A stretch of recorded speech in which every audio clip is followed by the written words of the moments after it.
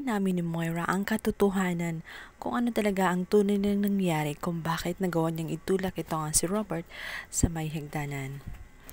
Ang tanging pinagbibintangan niya ay walang iba kundi ito nga si Lynette.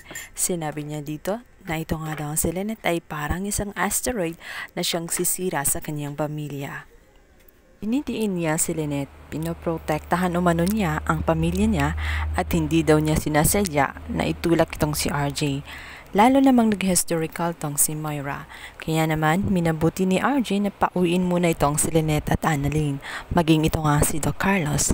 Siya daw ang bahalang kumausap, ngunit bago pa man sila umalis, watras si Lynette at may naaalala siya. Nais niyang bigyan ng malakas na sampal. Ito nga si Moira. Itinama niya ang kamay na may engagement ring, kaya duguan ang kanyang mukha.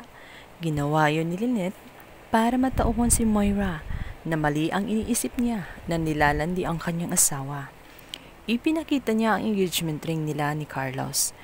Tanda yun na masaya na siya sa kanyang buhay kahit wala si RJ. Nakamove na siya.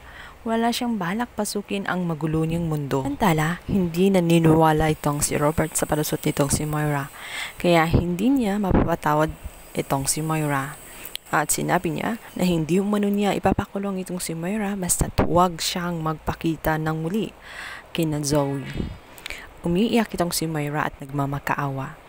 Tinatawag ang pangalan niya, subalit ito nga si RJ ay talagang hindi nagpatinag. Pinahawakan niya ito sa kanyang mga security at pinapalayas na nga si Moira sa loob ng Apex. Nagmamakaawa siya kay Zoe, subalit bumitaw na si Zoe at pinili ang kanyang daddy. Dahil kung pipiliin niya ang kanyang inang si Moira, baka pati nga si Zoe ay mapalayas na rin sa loob ng Apex. Awang-awa si Zoe sa ina niya, subalit wala siyang magagawa, kundi sundin ang kanyang daddy.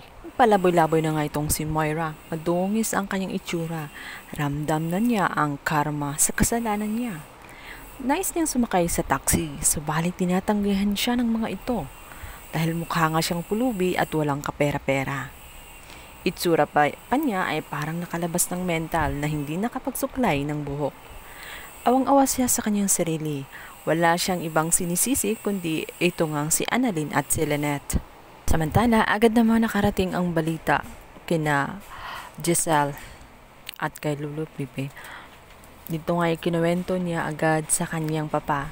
Sinabi ng matanda na kailangan na nga nilang bumalik sa Maynila dahil siya na nga mismo ang magpapalayas kay Moira sa pamilya ng mga Tanyag.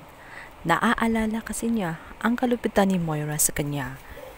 Hindi nito malimutan nung pinalayas si Lolo Pepe sa sarili nila ang ospital nung mapunta ang pamamahala ng Apex kay Moira. Batid nito na si Moira ay isang salot sa kanilang pamilya at puro kahihiyan lang ang inabot nila dito. Hindi nito deserve ang pangalang Tanyag. Sa kabilang banda, muling nakarating itong si Moira sa kanyang bahay at sumisigaw nga ito at nagmamakaawa kay Robert. Subalit hindi niya ito mapapatawad dahil sa dami ng kasamaan na kanyang ginawa. At dahil din sa kanyang ginawa, naging inutil nga itong si RJ. Hindi na niya maibabalik ang normal niyang buhay, lalo na sa pagiging doktor. Marami ding mga bagay na nawala sa kanya at napakalabo nang maibalik. At naisip din niya na marami pa rin itong mga kasinungalingan na tinatago. Maging siya ang dahilan kung bakit nawasak ang kanyang pamilya.